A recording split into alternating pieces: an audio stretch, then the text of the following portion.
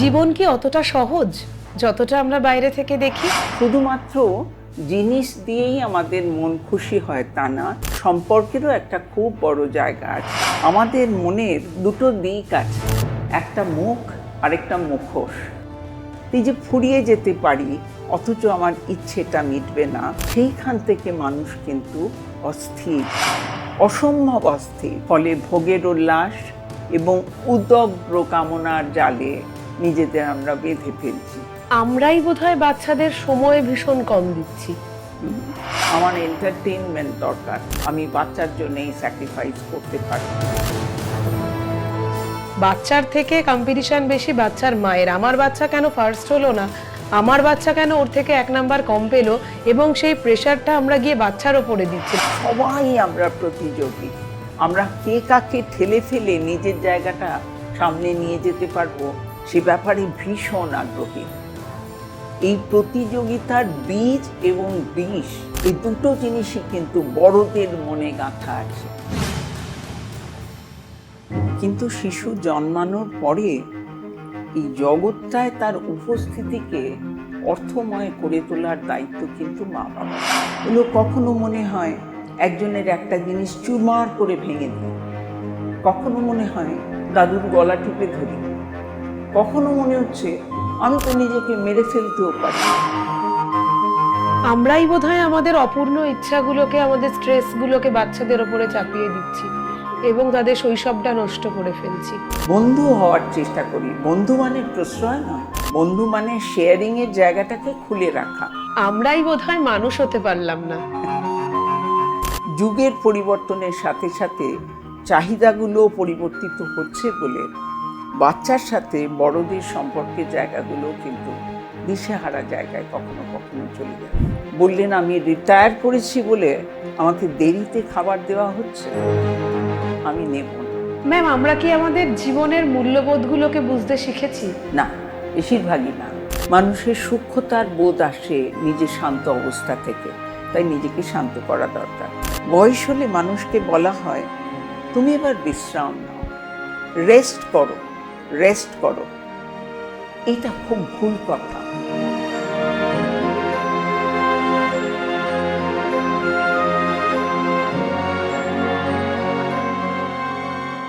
জীবন কি অতটা সহজ যতটা আমরা বাইরে থেকে দেখি, নাকি আমাদের হাসির আড়ালে লুকিয়ে থাকে অনেক না বলা কথা?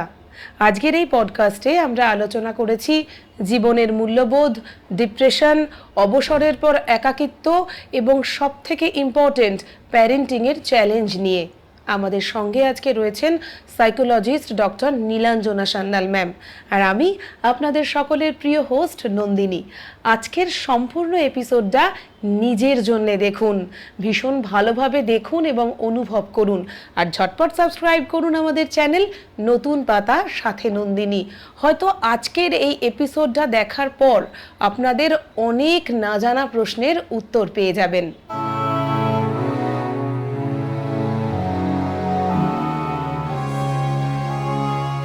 ওয়েলকাম ম্যাম টু নতুন পাতা সাথে নন্দিনী। কেমন আছেন? নমস্কার, ভালো আছি। আমাদের যদি এখন কেউ জিজ্ঞেস করে কেমন আছি, তো বলে দিচ্ছি হয়তো ভীষণ ভালো আছি, কিন্তু তারপরেই না মনে মনে ভাবছি যে ভীষণ একাকিত্ব একটা কাজ করছে, ভীষণ ডিপ্রেশনের মধ্যে আছি। এই ব্যাপারটা কেন হচ্ছে? আমরা বলি আমরা ভালো আছি, তার কারণ আমরা সচল আছি, আমরা চলাফেরা করছি, আমরা আমাদের কাজে আসছি যাচ্ছি এবং পার্টিসিপেট করছি। সুতরাং সেই দিক থেকে বলি ভালো আছি। সেখানে আমার মনের খোঁজ নিজের কাছেও নিজে রাখি না এবং অন্যকেও মনের দিক থেকে কিছু বলার চেষ্টা করছি সেরকম না। মনের দিক থেকে বলতে গেলে আপনি যেরকম বলছেন যে আমরা অনেকেই ভালো নেই, অনেকেই ভালো নেই, বেশিরভাগ মানুষই যদি আমরা ধরি তাহলে আমরা ভালো নেই, কিন্তু কিছু সংখ্যক মানুষ মনের দিক থেকেও ভালো থাকেন। যারা মনের দিক থেকে ভালো থাকেন তারা পৃথিবীর জমি থেকে অনেক অনেক সুখ নিজেরা তুলে নিতে পারেন। পৃথিবী বা জীবন থেকে যে সুখ তুলে নিতে পারে তার কিন্তু বস্তুর প্রতি আগ্রহ কম। যত বেশি আমরা বস্তুতে নিমগ্ন, যত বেশি আমরা বস্তুতে আগ্রহী, তখনই আমাদের দুঃখ, বিষাদ, বিষণ্ণতার বোধ বেশি। শুধুমাত্র জিনিস দিয়েই আমাদের মন খুশি হয় তা না, সম্পর্কেরও একটা খুব বড় জায়গা আছে। পারস্পরিক সম্পর্কের মধ্যে যদি আমাদের সৌহার্দ্য থাকে, সৌন্দর্য থাকে, তাহলে সেটা একটা স্বস্তির কারণ। কিন্তু পারিবারিক অবস্থানের মধ্যেই হোক, কর্মজগতের মধ্যেই হোক, বা সামাজিকভাবেও আমরা যারা মেলামেশা করছি, তাদেরও কিন্তু একজনের থেকে আরেকজনের দূরত্ব আছে। সবাই আমরা মন খুলে মিশি না, বা বেশিরভাগ ক্ষেত্রেই আমরা মন খুলে মিশি না। আমাদের মনের দুটো দিক আছে, একটা মুখ আরেকটা মুখোশ। আমরা কিন্তু সব মানুষই মুখোশ পরা। এই মুখোশটার একটা প্রয়োজনও আছে। বাচ্চা যখন বড় হতে শুরু করে তখন তাকে আমরা শেখাই সামাজিকভাবে কীরকম ব্যবহার করতে হবে। অর্থাৎ সেইটা তোমার মনের মতো ব্যবহার নাও হতে পারে, কিন্তু তুমি বলতে পারো না। এই মুখোশ পড়ার শুরু। অর্থাৎ সামাজিকভাবে মানুষের সাথে মানিয়ে চলার জন্যে আমাদের মুখোশ প্রয়োজন আছে, আমরা সবাই সেটা ব্যবহার করি। কিন্তু মুখোশের আড়ালে নিজস্ব যে মুখ, সেইটা আমার আমি, সেইটা আমার ভেতরের মন, সেইটা আমার মন, সেটা আমরা কারোর সাথে শেয়ার করি। বেশিরভাগ মানুষের সাথেই সেই শেয়ারিং আমাদের থাকে না। বিষণ্ণতার কারণ, বিষাদের কারণ, আমাদের চাওয়াও খুব বেড়ে গেছে। কিভাবে বেড়ে গেছে? আজকে বিজ্ঞানের অগ্রগতির যুগে, বিশেষ করে প্রযুক্তি বিজ্ঞানের যত প্রগতির পরিধি বাড়ছে, সেই পরিধির সীমার মধ্যে আমাদের অনেক অনেক চাওয়া পাওয়ার তৃপ্তি আছে। ফলে ভোগের উল্লাস এবং উদগ্র কামনার জালে নিজেদের আমরা বেঁধে ফেলছি। যা পাচ্ছি হাতে পাওয়ার পরে সেটাকে একটু অনুভব করা, তাকে আস্বাদন করা, সেটাও যেন তাৎক্ষণিক, কয়েক দিনের বা কয়েক মুহূর্তের। তারপরেই আমরা আরেকটা কিছু নতুন চাইছি। এই যে এত কামনা, এত চাহিদা আমাদের, ব্যতিক্রমী মানুষও আছে, কিন্তু খুব সংখ্যায় কম। বেশিরভাগ মানুষই আমরা শুধু চেয়েই চলেছি। আমার এটা চাই, এটা হলেই আরেকটা চাই, সেটা পূর্ণ হলে আরেকটা চাই। ফলে এত চাহিদার ভিড়ে মনের রাজ্য তোলপাড় করা অবস্থা। আমরা ছুটছি, দুরন্ত গতিতে ছুটছি, যেন কোথাও কখনো না পাওয়ার একটা সম্ভাবনা আমার জীবনে হঠাৎ করে চলে আসতে পারে। কারণ আমরা বলছি জীবনে বিশ্বাস নেই, নিঃশ্বাসে বিশ্বাস নেই, কে যে কখন থেমে যাব আমরা কেউ জানি না। এই যে ফুরিয়ে যেতে পারি অথচ আমার ইচ্ছেটা মিটবে না, সেইখান থেকে মানুষ কিন্তু অস্থির, অসম্ভব অস্থির। নিজের মন যদি এত অস্থির থাকে এবং নিজের মনকে শান্ত করার, স্থির করার রাস্তা যদি চেনা না থাকে, তাহলে তো বিষাদ আসবেই। প্রসঙ্গত এক ভদ্রলোকের কথা বলি, ভেরি সেরিব্রাল ইন নেচার, অর্থাৎ বুদ্ধির উৎকর্ষে সাধারণ মানুষের থেকে অনেক উঁচুতে। সেরম কর্মজীবনই তার ছিল। কর্মজীবনের অবসরেও লেখালেখি, নানান জায়গায় নানান জিনিস করেন, কিন্তু খুবই ভোগী মানুষ। অনেক কিছুতেই তার ভোগের ইচ্ছে। তিনি একদিন কথা প্রসঙ্গে আমায় বলেছিলেন, নীলাঞ্জনা, তোমার যদি এ জীবন শেষ হয়ে যায় তুমি কি চাইবে? আমি বললাম, যদি আবারও জন্ম হয়, একই মা বাবা, একই ভাই বোন, একই স্বামী, একই পুত্রদের কাছে আবার ফিরে আসতে চাই, নীলাঞ্জনা সান্যালী হতে চাই। উনি উত্তরে বললেন, আমি কখনো আমার এই জীবন চাই না, আমি অনেক অনেক জীবন চাই, প্রতি জীবনে যেন অসংখ্য ইচ্ছে আমার মেটানোর সম্ভাবনা থাকে। আমার কিন্তু সেটা নেই।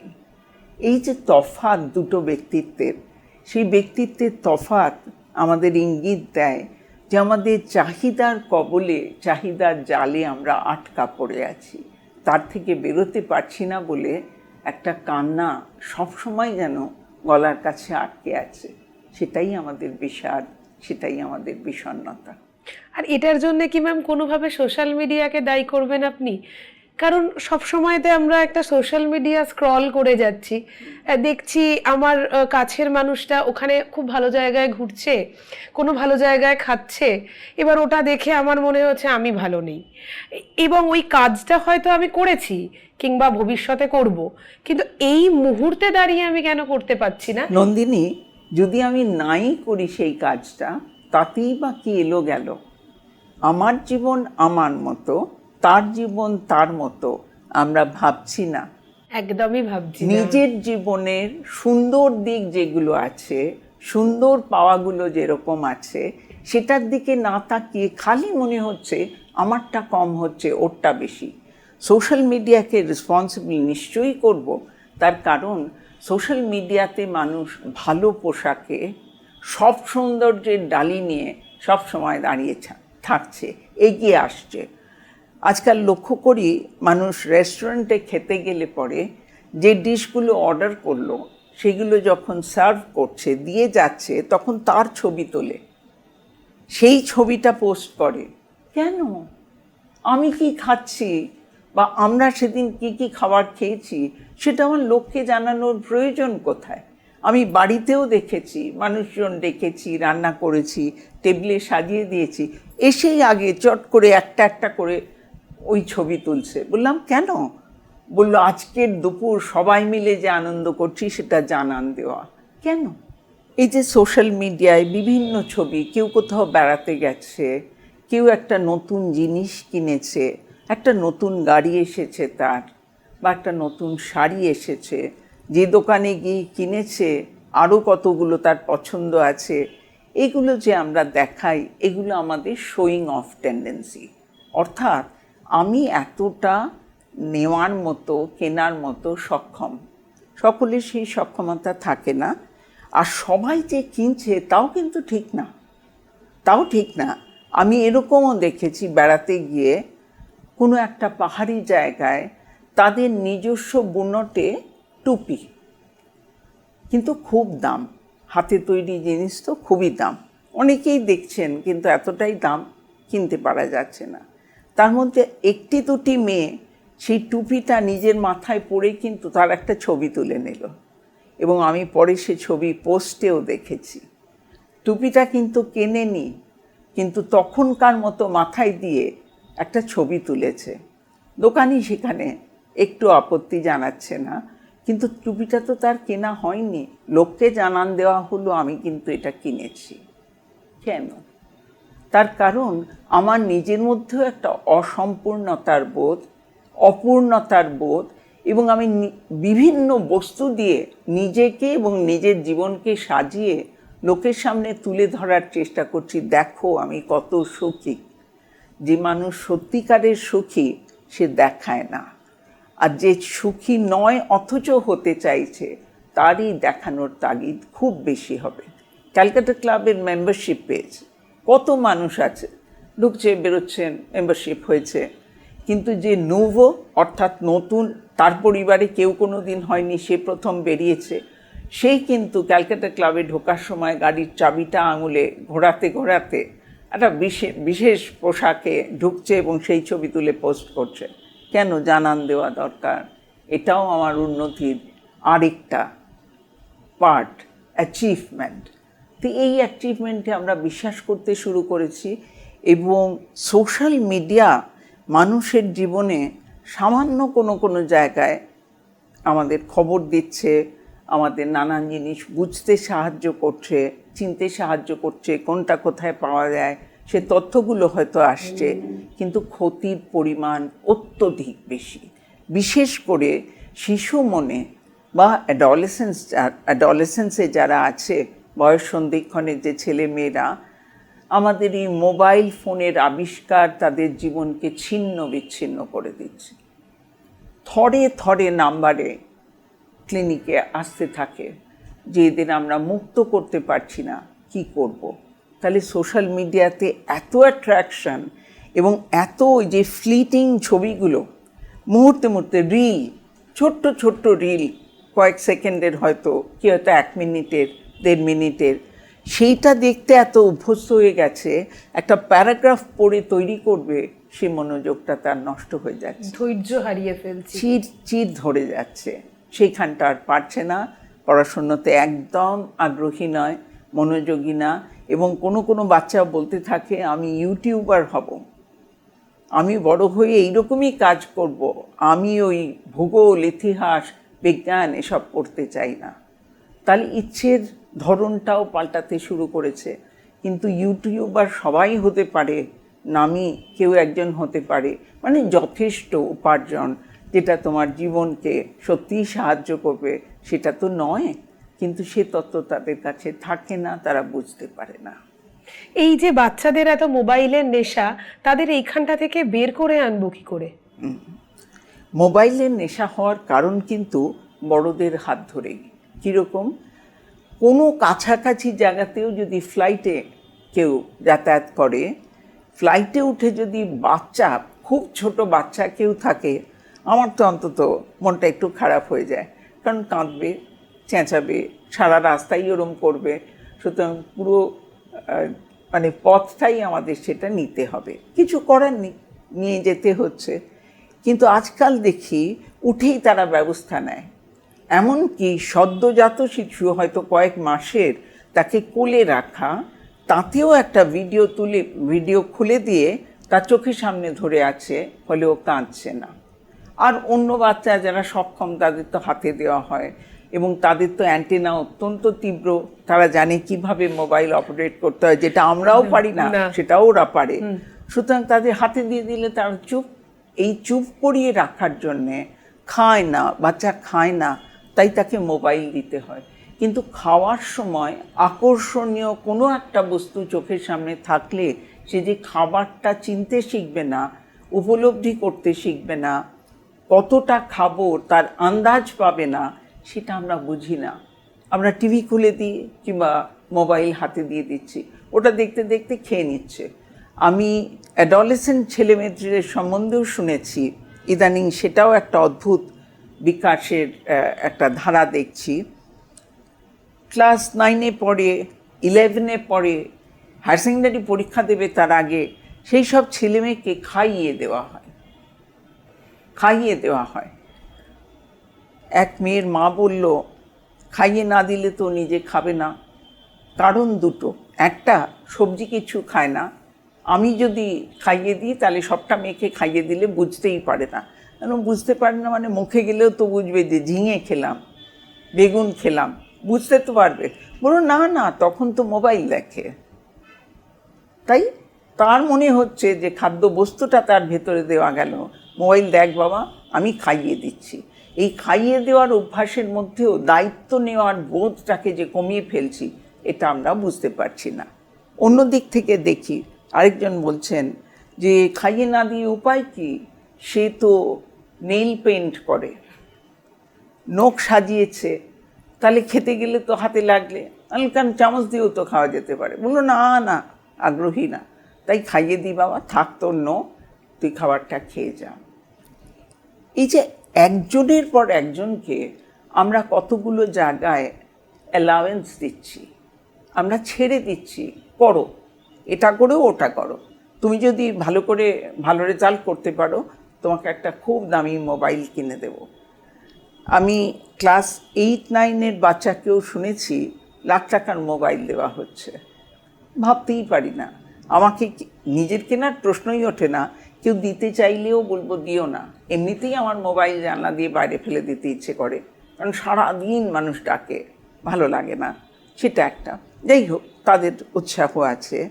কিন্তু এই যে লাখ টাকার মোবাইল কিনে দেওয়া, একটি ছেলে মাধ্যমিকে অত্যন্ত মেধাবী ছাত্র, অত্যন্ত ভালো রেজাল্ট করলো, 98.9 বোধহয় পেয়েছে, অর্থাৎ 99% ধরছি।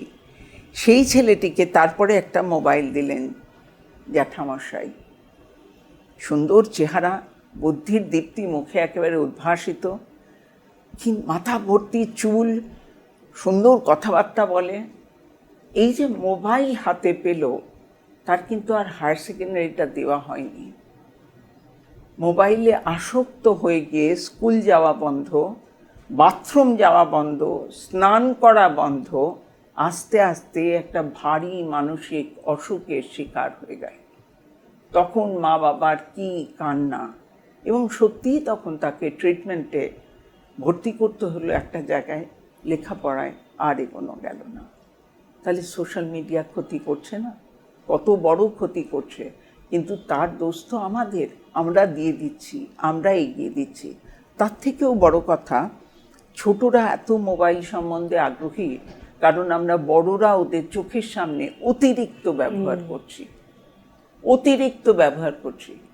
একটি ছেলে আমাকে বলেছিল, মা রান্না করতে করতেও স্টার জলসা দেখতে থাকে মোবাইলে। হতেই পারে কত রকম সিরিয়াল হয় বা কিছু হয়। বললো, মার যদি কোনো ক্ষতি না হয় আমার কেন ক্ষতি হবে? বললো, মা তো পড়াশুনো করেন না। বললো, না, মার যদি জীবনে এত আনন্দ থাকে তাহলে আমাকেও দিতে হবে। আরেকটি অত্যন্ত মেধাবী ছাত্রীর বাবাকে বললাম যে ও মোবাইল ব্যবহার বেশি করছে, আপনি কি করেন? বললাম, আমি 1 ঘন্টা, 24 ঘন্টার 1 ঘন্টা বাড়ির কাজে ব্যয় করি, বাজার করি, কিছু দরকার হলে এনে দিই, সব কিছু। তাছাড়া অফিস করি, আর অফিস থেকে ফিরে এসে যতক্ষণ খেতে না বসি কিংবা যতক্ষণ শুয়ে না পড়ি ততক্ষণ আমি মোবাইল দেখি। তা আমি বললাম, এটা একটু বন্ধ করতে পারেন? ওই সময়টা তো পড়ার সময়, একই ঘরে বসে ও পড়ে, ওর আপনাকে দেখতে দেখতে বাড়ি বাড়ি দেখতে ইচ্ছে করছে। পরিষ্কার বললেন, এটা আমার পক্ষে সম্ভব নয়, আমার এন্টারটেইনমেন্ট দরকার, আমি বাচ্চার জন্য এই স্যাক্রিফাইস করতে পারবো না। যে বাবা এরকম কথা বলছেন, যে মা এরকম কথা বলছেন, তার বাচ্চাকে আমি কোন ভাষায় বোঝাবো এটা তুমি করো না, তোমার ক্ষতি হচ্ছে? আমরাই বোধহয় বাচ্চাদের সময় ভীষণ কম দিচ্ছি।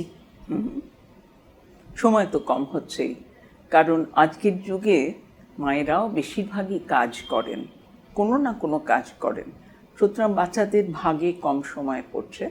তার জন্যে কিছু ক্ষতির সম্ভাবনা নিশ্চয়ই থাকে, কারণ যে কোনো স্বাভাবিক সুস্থ পরিবারের পরিসরে একটা সুস্থ শিশুর জন্ম কিন্তু অত্যন্ত কাম্য, প্রত্যাশিত। কিন্তু শিশু জন্মানোর পরে এই জগৎটায় তার উপস্থিতিকে অর্থময় করে তোলার দায়িত্ব কিন্তু মা বাবারই। অর্থাৎ কিরম করে বড় হবে, কিভাবে এগোবে, এবং ও জীবনকে কোথায় কতটা দেবে, কন্ট্রিবিউট করবে, তাই তার শারীরিক এবং মানসিক উন্মেষের সম্পূর্ণ দায়িত্ব মা বাবার। বাবা মা তাকে কি শেখাচ্ছেন, কতটা সময় দিচ্ছেন, কি করছেন, কিন্তু মনে রাখতে হয় বয়ঃসন্ধিকালের আগেটা অবধি, তখন ওরা একটু বড় হয়ে যায়, একদম জন্ম থেকে সেই সময়টা পর্যন্ত শিশুদের প্রতি কিন্তু আমাদের মনোযোগী থাকা দরকার। ওর খাওয়া, ওর রুটিন, ওর পড়াশুনো, ওর মনটাকে আরও ছড়ানোর জন্যে আর কিছু করানোর দরকার আছে কিনা, সব কিছু ব্যাপারেই ওর পাশে পাশে থাকা দরকার, মনোযোগী হওয়া দরকার ওর প্রতি। আমরা কাজ করি বলে অনেক সময় ওদের লাইসেন্স দেওয়া হয়ে যায়, ছাড়পত্র, যে তুমি তোমার মতো চলো, তোমার মতো তোমার হোম টাস্ক করে নাও, তোমার টিচাররা আছেন, তোমার ড্রয়িং টিচার আছে, তোমার গানের টিচার আছে, তোমার নাচের টিচার আছে। এই দিয়ে কিন্তু হয় না, একটু নিজেদের ধরতে হয়, পাশে থাকতে হয়। আমি থাকতে গিয়ে হাতে হাতে কাজ করানো, এমনকি আমি যে কাজ করি সেই কাজের মধ্যেও তাদের যুক্ত করা উচিত। এটা একটু এগিয়ে দিত, ওটা ওখানে রাখতো, এটা এনে দিলি, থ্যাংক ইউ, এই যে আমার কাজের মধ্যেও যুক্ত করা। এইভাবে যদি ওদের কাছে নেওয়া যায়, এবং আমরা যদি কোয়ান্টিটি টাইম, অর্থাৎ অনেকটা পরিসর নাই দিতে পারি, কোয়ালিটি টাইম, মানে যখন ওদের সাথে থাকবো তখন সম্পূর্ণ ওদের সাথে থাকা। পড়াতে বসেছি, ওকে পড়তে দিয়ে আমি মোবাইলে কথা বলবো, এটা না। যতক্ষণ পড়ছে ততক্ষণ ওর কাছেই থাকা, ওর সাথেই থাকা। তাই গুণগতভাবে যদি আমরা তাদের সময় অনেকটা দিতে পারি, তাহলে কিন্তু সেই শিশুর গড়ন, মানসিক গঠন সব দিক থেকেই অনেক বেশি সুস্বাস্থ্যের লক্ষণ দেখা যায় অন্যদের তুলনায়। কিন্তু ম্যাম অনেক মা বা বাবা যারা আছেন, বিশেষ করে মায়েদের কথা বলি, যে তারা তো মানে মাঝে মাঝে বলেন যে আমি বাচ্চাকে যদি পুরো সময়টাই দিই সেখানে আমি অফিস সামলাতে পারছি না, আর আমি অফিস সামলাতে গিয়ে বাচ্চা সামলাতে পারছি না, আমি কেন নিজের জীবনটা স্যাক্রিফাইস করব বাচ্চার জন্য, আমি কেন বাচ্চার জন্য আমার চাকরিটাকে ছাড়বো। এরম মেন্টালিটির মাও তো অনেক দেখতে পাওয়া যায়। একটা কনফারেন্সে গিয়ে, একটা ইন্টারন্যাশনাল কনফারেন্সে গিয়ে শুনেছিলাম টার্কির মানুষ একটা সময় ডিসিশন নিয়েছিল কয়েক বছর তারা আর বাচ্চা নেবে না, পপুলেশনে নতুন আর অ্যাড করবে না। কেন? কারণ আমরা যে ধরনের কাজ করছি তাতে বাচ্চাদের আমরা সময় দিতে পারছি না, বাচ্চাদের অনেক রকম মানসিক অসুস্থতা দেখা যাচ্ছে, এইরকম ধরনের একটা কিছু। তা কোনো একটা দেশ এরকম সিদ্ধান্তে যদি আসে তাহলে তো আমাদেরও ভাবা উচিত, যদি মনে হয় আমার বাচ্চার জন্যে কাজ করতে গিয়ে যদি আমার নিজের জন্যে রাখার সময় ভাগ বসে এবং সেটা করতে আমি আগ্রহী না, তাহলে তার মা হওয়া বা একজন পুরুষের বাবা হওয়া উচিত না। যখন আমি সন্তান চাইছি সেটা আমার সামাজিক জীবনের যে সম্পূর্ণতা, তার জন্য একজন সন্তানের উপস্থিতি চাই, সেইটা ভাবলে আর দায়িত্বটা না নিলে সেই সম্পূর্ণতা কখনো আমাকে শান্তি দিতে পারে না। তাই যদি মনে হয় অফিস সামলে বাচ্চা দেখতে পারছি না, বাচ্চা সামলাতে গিয়ে ওটা পারছি না, তখন ভাগ করতে হবে, সাবস্টিটিউট কাউকে রাখতে হবে। আর যেটা বললাম, অফিসের কাজ সেরে এসো, বাচ্চাকে সেটা বোঝাও, বারে বারে বোঝাও, আমিও লেখাপড়া শিখেছি, আমি যদি কিচ্ছু না করে বাড়িতে থাকি, তোমার সাথেই থাকি, রান্নাবান্না করি, ঘর গুছোই, তাহলে তো আমার এই পড়াশুনোটার কোনো ইউটিলাইজেশন অর্থাৎ ব্যবহার কিছু হলো না।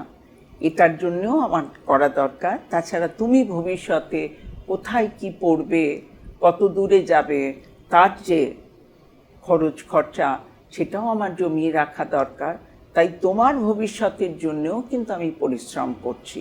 তাই তোমাকে ফেলে গিয়ে আমি ভালো থাকি না, মনে মনে তোমাকে আমি নিয়ে থাকি, কিন্তু যখন কাজ করি তখন যে তুমি আমার মন ছেয়ে থাকো তা নয়, যখন ফিরে আসি তখন আমার পুরো মনটা তুমি।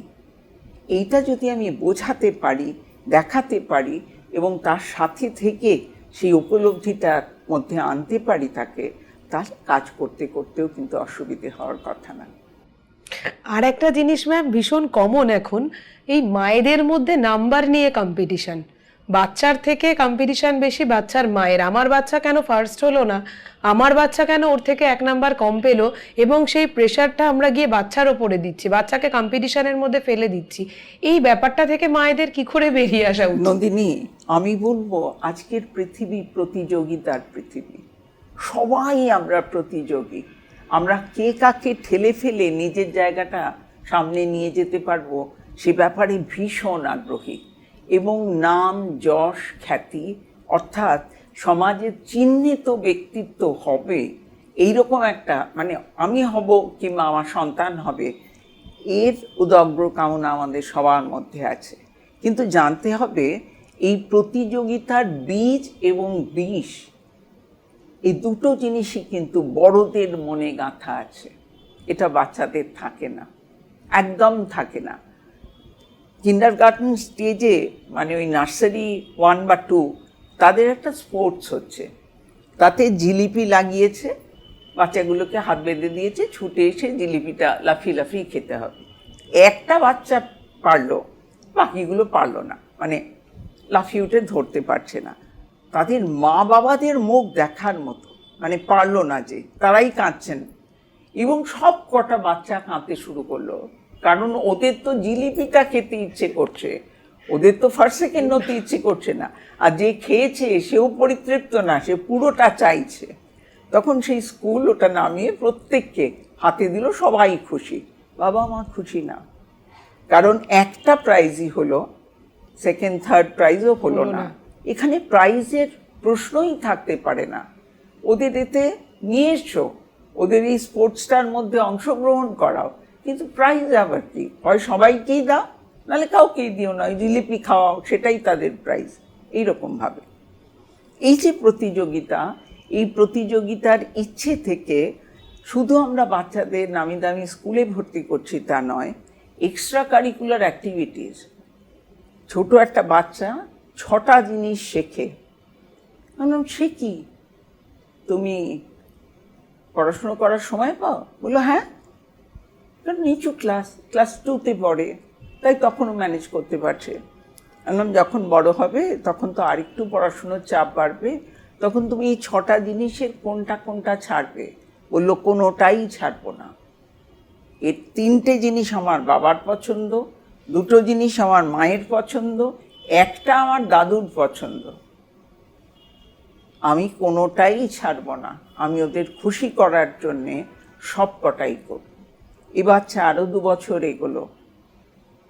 তারপরে যখন ক্লাস 4-এ উঠেছে তখন আমার কাছে নিয়ে এসে বলছে যে ওর মনের মধ্যে হঠাৎ হঠাৎ কুচিন্তা আসছে।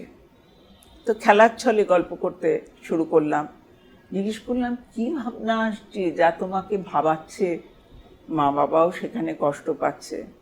বললো, কখনো মনে হয় একজনের একটা জিনিস চুরমার করে ভেঙে দিই, কখনো মনে হয় দাদুর গলা টিপে ধরি, কখনো মনে হচ্ছে আমি তো নিজেকে মেরে ফেলতেও পারি। কিন্তু এই নেগেটিভ থটের কারণ কি? সুন্দর জীবন, সাজানো জীবন, সব কিছুই করছে, বাবা মার সাথে আছে, যা চাইছে সবই দেওয়া হচ্ছে। এই যে এত পরিশ্রম ছোট্ট থেকে করাচ্ছে, কোথাও তো আর বিশ্রামের কিছু নেই। মন কোথাও বা শরীর কোথাও হাঁপিয়ে উঠছে, ভালো লাগছে না, মরে যেতে ইচ্ছে করছে, রাগ হচ্ছে, তাই এটা ওটা সেটা ভেঙে ফেলতে ইচ্ছে করছে। ভেঙে ফেলেনি, কিন্তু ইচ্ছেটা তো প্রকাশ করছে, আমার কিন্তু এরকম কথা মনে হচ্ছে। কিন্তু বাবা মাকে বোঝানো অত্যন্ত দুরূহ যে এতগুলো জিনিসে সারাক্ষণ ব্যস্ত রাখবেন না, ওকেও একটু শুয়ে থাকার সময় দিন, ওকেও একটু মাঠে গিয়ে খেলার সময় দিন, বা ওর ইচ্ছেটাও আমাদের একটু দেখা উচিত। নিশ্চয়ই প্রত্যেকটা বাচ্চার নিজের বোধ বুদ্ধি কি, তার কোনটা ইচ্ছে করছে, কোনটা ভালো লাগছে না, তাকে বোঝার জন্য যদি আমাদের খোলা মন তৈরি না থাকে, তাহলে তো সম্পর্কে সেই যে সমঝোতা এবং একটা সুন্দর সম্পর্ক বাচ্চার সাথে, সেটা গড়ে উঠতে পারে না। ও কখনো বলছে আমি আজ লাল শার্টটা পরবো না, আমি আজ সবুজটাই পরবো। ছেড়ে দাও, কি আছে, সবুজটাও পড়তে চাইছে, পুরো কি যায় আসে না। মাঝ ভেবে ফেলেছেন এই রকম শার্ট পরিয়ে তার সাথে এই প্যান্ট পরিয়ে এরমভাবে বেড়াতে নিয়ে যাবেন, সেটা তাকে রাখতেই হবে, এটা ঠিক না। বড়দের এই যে ইম্পোজিশন, যে আমি চাপিয়ে দেব, আমি যা বলবো তুমি তাই শুনবে, ও একটু বড় হতেই বলে আমি যা বলবো এখন তুমি তাই শুনবে। আমরাই বোধহয় আমাদের অপূর্ণ ইচ্ছাগুলোকে, আমাদের স্ট্রেসগুলোকে বাচ্চাদের ওপরে চাপিয়ে দিচ্ছি এবং তাদের শৈশবটা নষ্ট করে ফেলছি। আর যে ভালো হয়, ভালো ফল করে, তাকে নিয়ে প্রচণ্ড মাতামাতি করি। একটি ছেলে হায়ার সেকেন্ডারিতে এত ভালো রেজাল্ট করেছে, নিটে এত ভালো র্যাঙ্ক পেয়েছে, সে ডাক্তারি পড়তে গেছে, কিন্তু তার ব্রেকডাউন হয়েছে একটা স্টেজে। তখন সে পড়াশুনো করতে পারছে না, তার চিকিৎসা চলছে, ওষুধ খাচ্ছে, থেরাপি নিচ্ছে, বাড়িতে থাকে। মা তাকে লাঠি দিয়ে মারছেন। বাবা বলছেন যে যখন ফার্স্ট হয়েছিল তখন তুমি বাড়ি বাড়ি গিয়ে সেটা প্রচার করেছো, আর আজকে ওর কষ্ট হচ্ছে সেটা না বুঝে তাকে মারছো। বলছে আমার মুখ তো নষ্ট করে দিচ্ছে। কারোর উপরে কারো মুখ নির্ভরশীল না। তুমি নিজে সেটা ভাবলে তোমার কষ্ট, অপরেরও কষ্ট, তাই না? একদমই তাই।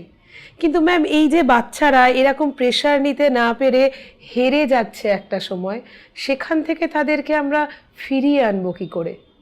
তখন যদি মনে হয় বাড়িতে আর সামলানো যাচ্ছে না, তখন একটাই রাস্তা খোলা, থেরাপির মধ্যে নিয়ে আসা, কাউন্সিলিং করানো। কারণ কাউন্সিলরের কাছে একটা নৈর্ব্যক্তিক ভাষা থাকে, নৈর্ব্যক্তিক মনন থাকে, নিউট্রালিটি, যেটা বাবা মার থাকে না। আমি তোমাকে শেখালাম, তুমি আবারও সেই ভুলটা করলে, তাতে আমি রাগ করবো না, একটু বলবো তোমাকে সেদিন বলে দিয়েছিলাম, তুমি মনে রাখতে পারোনি, দেখো ভুলটা করলে বলে আবার কষ্ট পেলে। চেষ্টা করো, চেষ্টা করো। এই যে উৎসাহ, কোনো কোনো বাচ্চা বলতে থাকে তুমি যদি আমার মা হতে। এবং এরকম ছেলে মেয়েও পেয়েছি যে খুব বেশি রকম আগ্রহী আমার সম্বন্ধে, আমার কাছে আসার জন্যে।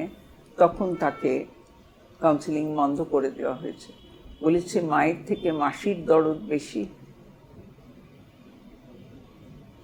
সেই মেয়েকে তার বেশ কিছু কাল পরে লেকের মধ্যে দিয়ে যাচ্ছি হেঁটে, তখনও হাঁটতে পারতাম সেভাবে, দেখি সন্ধে নেমে আসছে, আবছা আবছা আলো, একটি মেয়ে আর অনেকগুলি ছেলে সাইকেল নিয়ে হাঁটছে।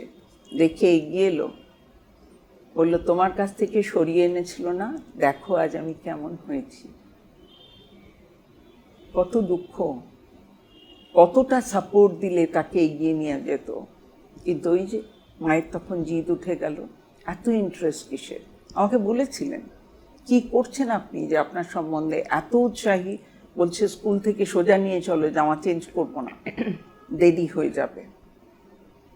তা আমি বলছি আমি তো ভাষাতে বোঝাচ্ছি শুধু, কিন্তু উনি মানবেন না, নষ্ট হয়ে গেল।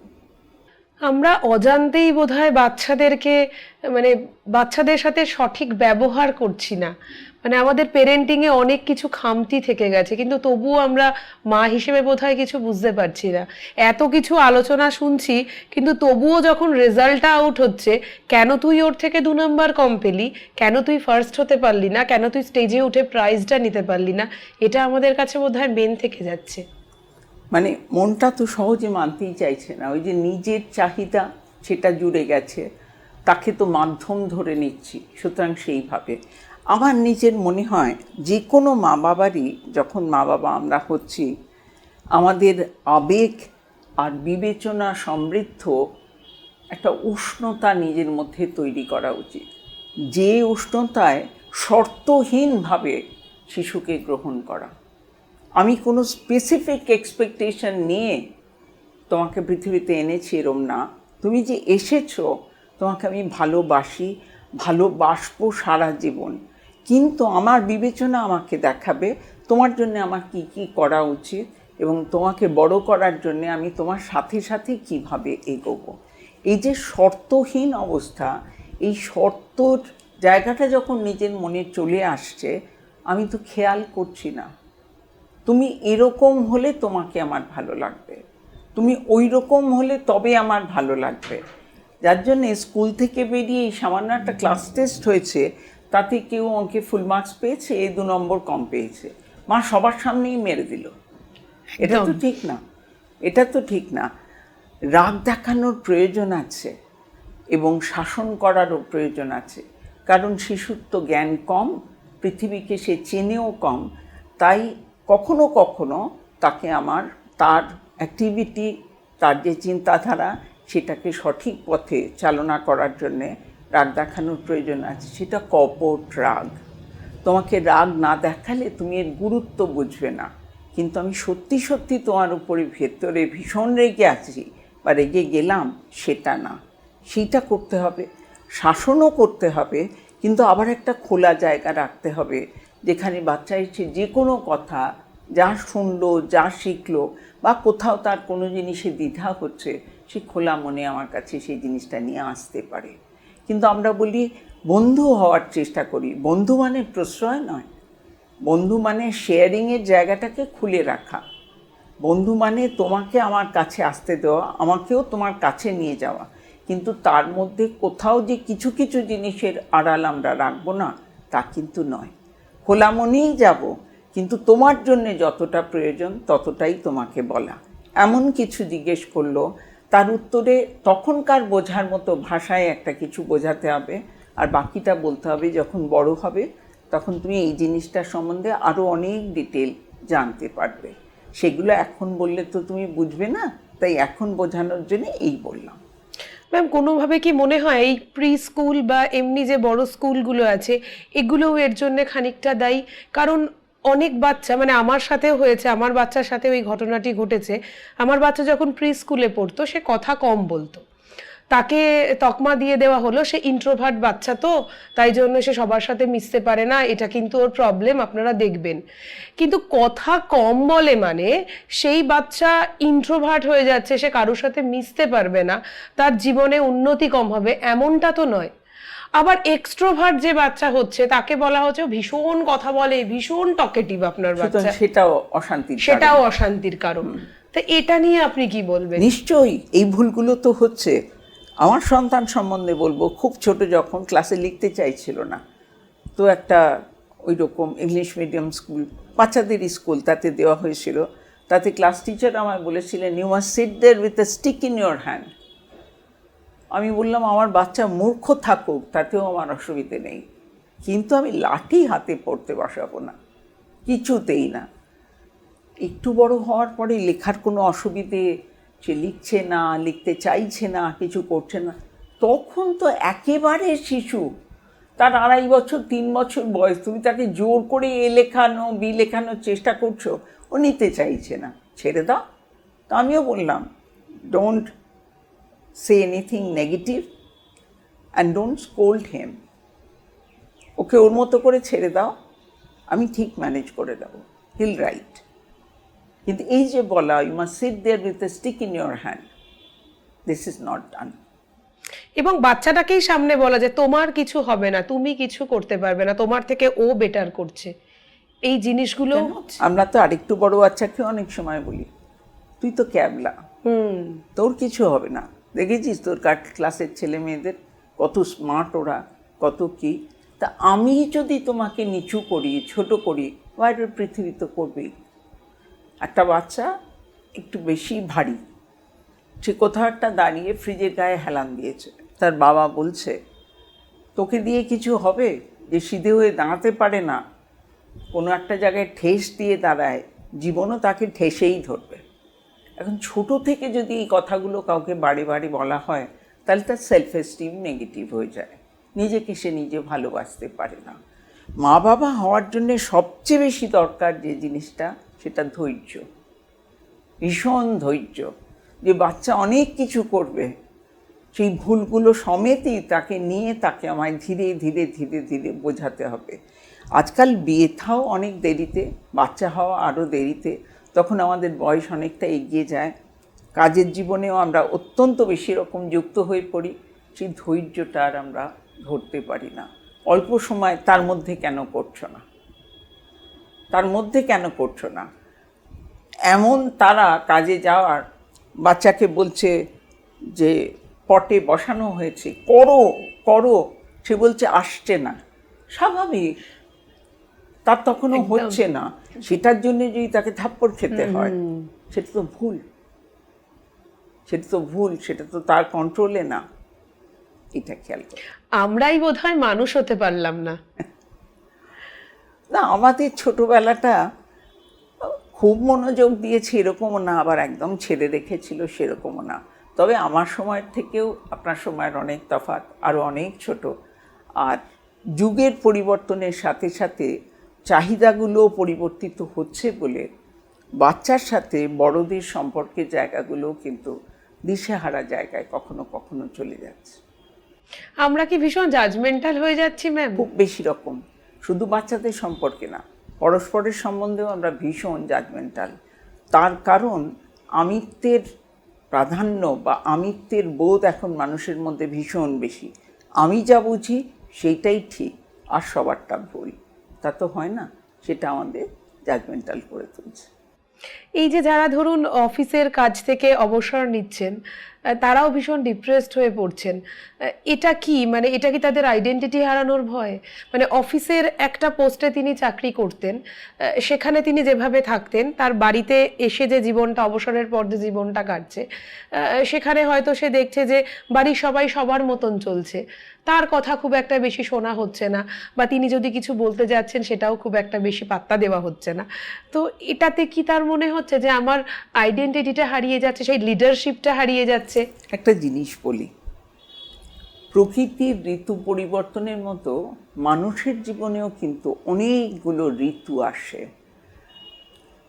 মনোবিদ লেভিনসন বলছেন, the seasons of a man's life অর্থাৎ জীবনের অনেকগুলো অধ্যায়, শৈশব, কৈশোর, বয়ঃসন্ধিক্ষণ, প্রথম বড় হওয়া, 30-এর পরে বড় হওয়াতে আরেকটু এগোনো, 40-এর ওপরে মধ্য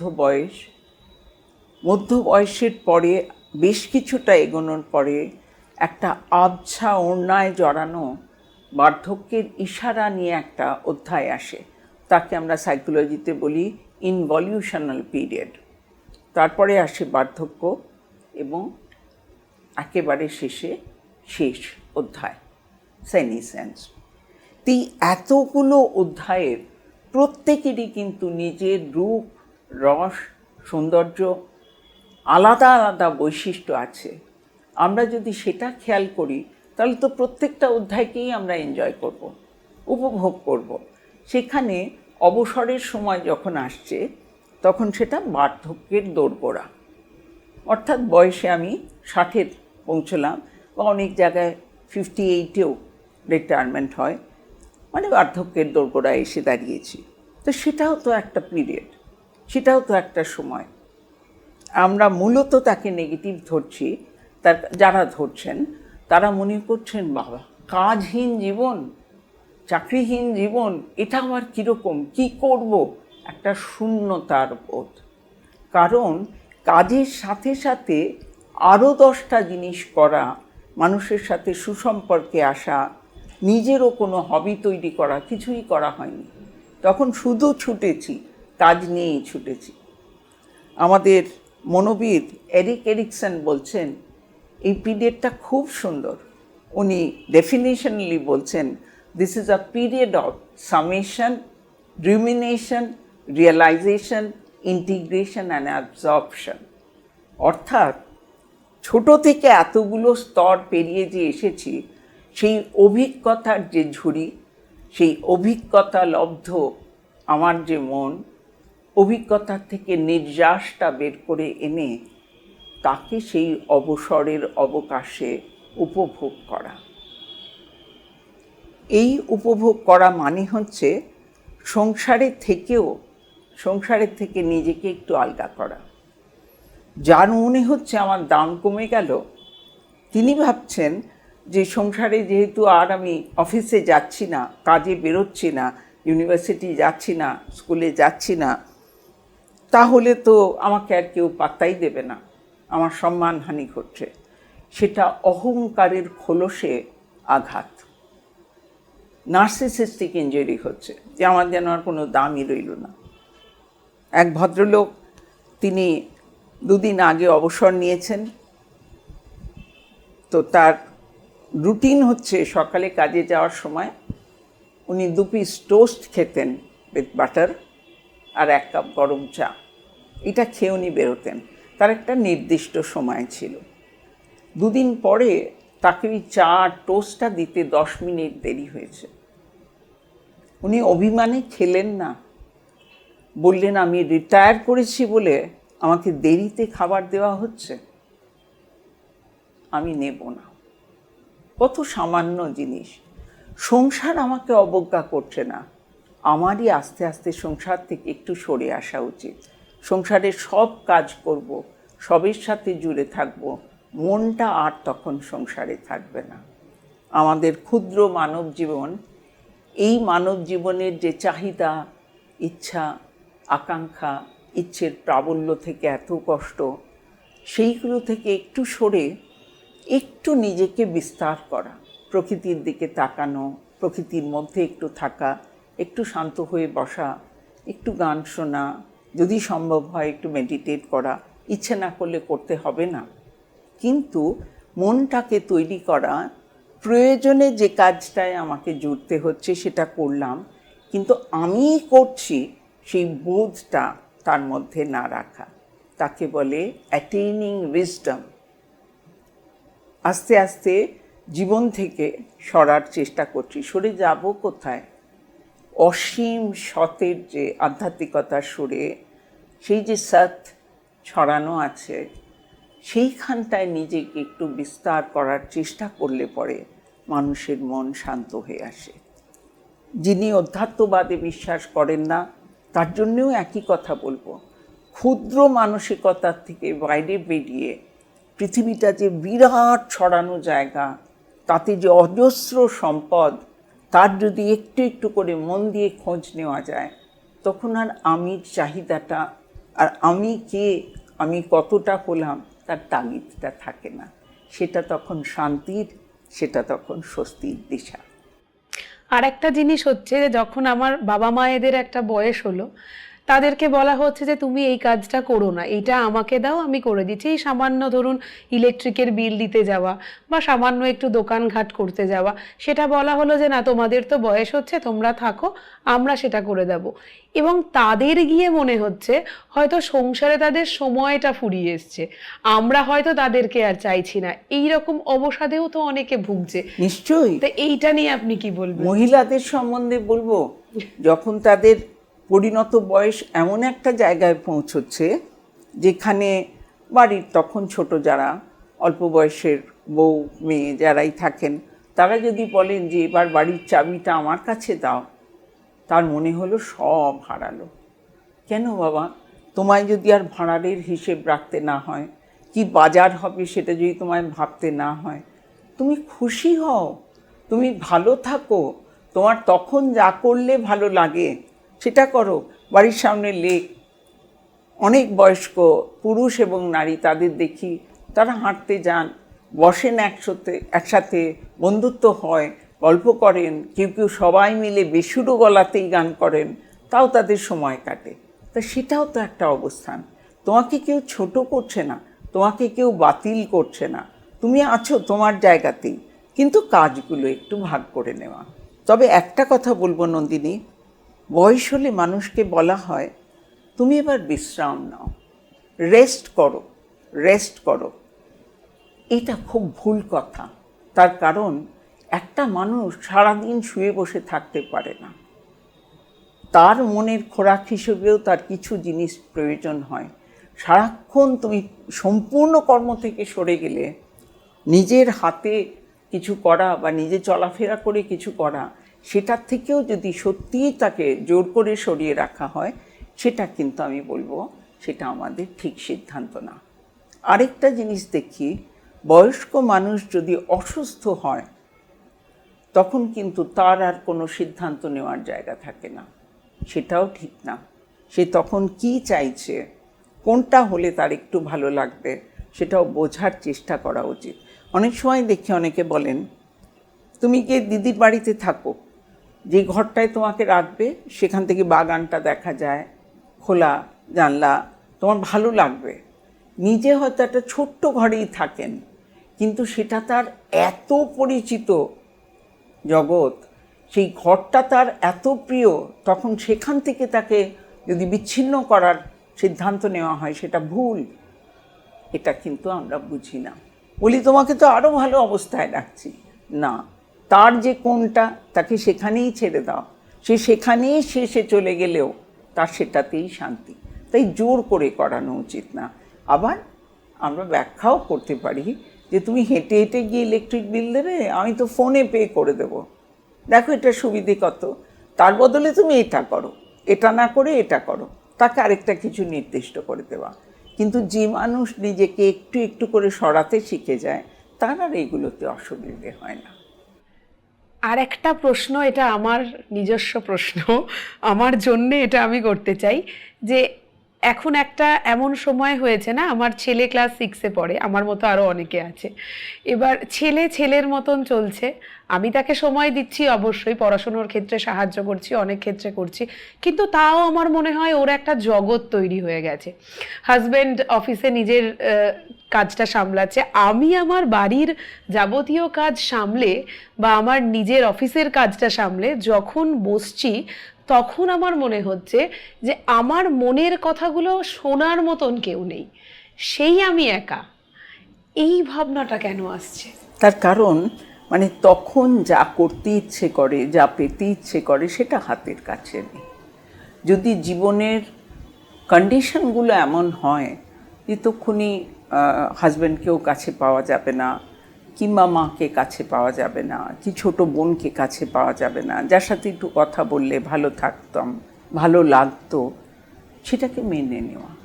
আমার জন্যে যদি এই জিনিসটা না থাকে, আমি অল্টারনেটিভ আর কি করতে পারি? হ্যাঁ, এই অল্টারনেটিভ থটটার মধ্যে যদি নিজেকে নিয়ে যাওয়া যায়, তাহলে কখনো একাকিত্বের বোধ আসবে না। আমি বই পড়তে পারি, আমি বাজনা বাজাতে পারি, আমি অন্য কোনো হাতে একটা সেলাই করতে পারি, আমি একটা ছবি আঁকতে পারি, আমি সম্পূর্ণ বিশ্রামেও থাকতে পারি। একটু শুয়েই রইলাম, সারাদিনের অনেক ধকল গেছে, বাচ্চার পড়ানো হয়ে গেছে, ও এখনও বাড়ি ফেরেনি, আমি একটু বিশ্রাম করে নিলাম, সেটাতেও তো শরীর মনের একটা প্রশান্তি আসে। সেইটুকু দেখা, আর বারে বারে নিজেকে প্রশ্ন করা, কি খুঁজছি আমি যে জীবনটায় চলছি, এগুলো তো সব আনুষাঙ্গিক, সব সাথে, কিন্তু নিজের দিক থেকে নিজে আমি জীবনের কাছে কি খুঁজছি, কোন পথে চলছি, এই প্রশ্নের তাগিদ যদি নিজের মধ্যে জাগে, তাহলে মানুষ কিন্তু একটু নিজেকে নিয়ে নিজে একা বসে থাকতেও পারে। সেই বসে থাকাটাও কিন্তু খুব প্রয়োজনের।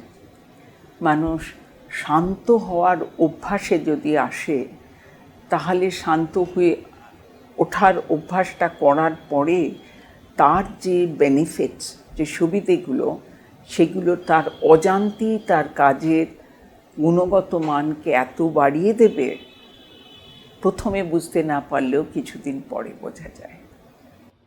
নিজের প্রায়োরিটিগুলোকে যদি গুরুত্ব দিই, তাহলে কি ভালো থাকতে পারবো? মানুষ নিজের নিজস্বতাকে নিশ্চয়ই দাম দেবে। আমিটা যখন পৃথিবীতে এলো, তা আমিও তো দুমুঠো জিনিস তুলে নেব নিজের জন্যে। আমি প্রাধান্য অহংকারের দিকে ঠেলে দিলে পরে অন্যের দিক থেকে অসুবিধে হয়। কিন্তু আমি যদি আমাকে ভালো রাখার জন্যে কিছু করি এবং সেখানে আমি কিছু প্রায়োরিটি সেট করি, সেটা ভুল কেন হবে? সেটা একটুও ভুল না, নিশ্চয়ই করে সেটা দেওয়া উচিত।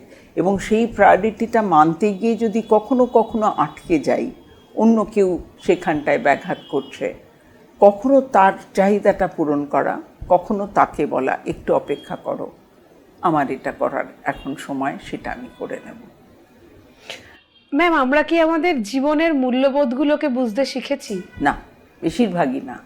মূল্যবোধটাকে আলাদা করে চিনতে পারছি না বলেই তো এত অসুবিধে।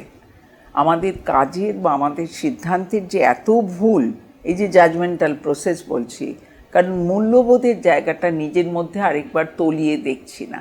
সেটাকে যদি তলিয়ে দেখি, মূল্যবোধ তো দু রকমের হয়। একটা হচ্ছে ছোট থেকে বড় হওয়ার পথে পৃথিবীটাকে চেনার জন্যে বড়রা যেটা শেখান, এটা ভালো, এটা মন্দ, এটা ঠিক, ওটা ভুল, এটা করো, এটা করো না, সেটা একরকম শেখা মূল্যবোধ। আর যখন নিজের বিবেচনা সমৃদ্ধ বুদ্ধি তৈরি হয়, তখন নিজের বুদ্ধি দিয়ে বিচার করে আমি যেটাকে ঠিক বা ভুল বলে মানি, সেটা আমার নিজস্ব মূল্যবোধ। শেখানো মূল্যবোধের কিছু কিছু আমাদের সেই বুদ্ধির যে মূল্যবোধ, বিবেচনার যে মূল্যবোধ, তার মধ্যে জড়িয়ে যায়। কিন্তু নিজস্ব মূল্যবোধ তো মানুষের নিশ্চয়ই তৈরি করা উচিত এবং সেটা মেনে চলা উচিত, সেটা একটা প্ল্যাকার্ড নিজের মনের মধ্যে তৈরি রাখা উচিত। ম্যাম, একজন মনোবিদ হিসেবে আপনি এমন কি বলবেন, আমরা সাধারণ মানুষ হিসেবে সেই জিনিসগুলোকে যদি মেনে চলি, তাহলে হয়তো কিছুটা হলেও আমাদের চারপাশের মানুষগুলোকে ভালো রাখতে পারবো? এটা তো আমাদের কর্তব্য। আমি একা তো পৃথিবীতে কখনোই নই। আমি আর 10 জনের সাথে মানিয়ে চলার অভ্যাস এবং 10 জনের সাথে খুশি মনে থাকার অভ্যাসের মধ্যে যদি থাকি, তাহলে আমিও ভালো থাকবো, অপরেও ভালো থাকবে। প্রথম অবস্থায় বলবো, কি করলে আমরা নিজেরা একটু শান্ত থাকবো। আগেও বলছিলাম, শান্ত থাকার অভ্যাস করা উচিত। কিছুক্ষণ সময় চুপ করে বসে থাকা এবং সম্ভব হলে চোখটা বন্ধ করে বসা। তার কারণই হচ্ছে, চোখ খুলে রাখলে পরে কিছু না কিছু স্টিমিউলেশন আমাদের চোখের সামনে আসবেই। তাই আমি নিজেকে সম্পূর্ণ জায়গাটা থেকে বিচ্ছিন্ন করার জন্য চোখটা বন্ধ করে রইলাম। আমি যদি স্থির হয়ে 10 মিনিট রেগুলার বসতে শিখি, সেটাও কিন্তু আমাকে বললাম যে আমার কাজের মানকেও বাড়াবে এবং আমার সম্পর্কের জায়গাগুলোকেও আরও অনেক সূক্ষ্মভাবে বুঝতে দেবে। মানুষের সূক্ষ্মতার বোধ আসে নিজের শান্ত অবস্থা থেকে। তাই নিজেকে শান্ত করা দরকার। নিজেকে শান্ত করলে কতগুলো অভ্যাস আমাদের তৈরি হওয়া উচিত। যেমন খুব তাড়াতাড়ি ঘুম থেকে ওঠা এবং মোটামুটি খুব দেরি না করে শুতে যাওয়া, হালকা খাবার খাওয়া, খুব বেশি তেল মশলার খাবার না খাওয়া, মোবাইলটা কম ইউজ করা, খুবই কম ইউজ করা, খুব শব্দের জায়গায় বেশিক্ষণ না থাকা। টিভি কেউ শুনছে, কানে কম শোনেন বলে খুব হাই ভলিউমে শুনছেন, সেই আওয়াজটা অনেকক্ষণ হলে পরে সেটাও আমাদের একটা অস্থিরতার কারণ হয়। যদি সম্ভব হয় একটুখানি হাঁটা কিংবা কিছু physical exercise, free hand exercise করা, সেটা ভালো। পরিমিত জল খাওয়া এবং সুষম খাদ্য, সেটা বললাম। আরেকটা জিনিস বলবো, বড়দের এবং ছোটদের সকলের জন্যেই প্রয়োজন প্রকৃতির মধ্যে কিছুক্ষণ থাকা। যেখানে গাছপালা আছে, মাঠ আছে, সেখানে একটু গিয়ে বসা কিংবা হাঁটতে পারলে হাঁটা চলা করা। ছোটদের প্রকৃতিকে চেনানো, গাছ চেনানো, ফুল চেনানো, রং চেনানো, গন্ধ চেনানো, এটার খুব প্রয়োজনীয়তা আছে। প্রকৃতির কাছাকাছি যদি থাকতে পারি, কোথাও বোধহয় জীবনের শেষ ভাগে প্রকৃতির সাথে একাত্ম হওয়ার তাগিদ নিজের মনের মধ্যেই জেগে ওঠে। সেইখানে আমরা সবচেয়ে বেশি শান্তির ছোঁয়া পাই। অসংখ্য ধন্যবাদ ম্যাম, নতুন পাতা সাথে নন্দিনীকে এতটা সময় দেওয়ার জন্যে। আজকের আলোচনা থেকে অনেক কিছু শিখলাম, অনেক কিছু জানলাম। সেগুলোকে নিয়ে আগামী পথগুলোতে এগিয়ে চলার চেষ্টা করব। ভীষণ ভালো থাকবেন। ধন্যবাদ। অসংখ্য ধন্যবাদ সম্পূর্ণ এপিসোডটায় সাথে থাকার জন্যে। আমি নিশ্চিত যে আজকের এই এপিসোডটা আপনাদের মন ছুঁয়ে গেছে, তাই আপনাদের ভালোবাসার মানুষদের সঙ্গে ঝটপট শেয়ার করে নিন। ভালো থাকুন এবং সাবস্ক্রাইব করুন আমাদের চ্যানেল নতুন পাতা সাথে নন্দিনী, যেখানে প্রতিটি গল্প একটি নতুন পাতার শুরু।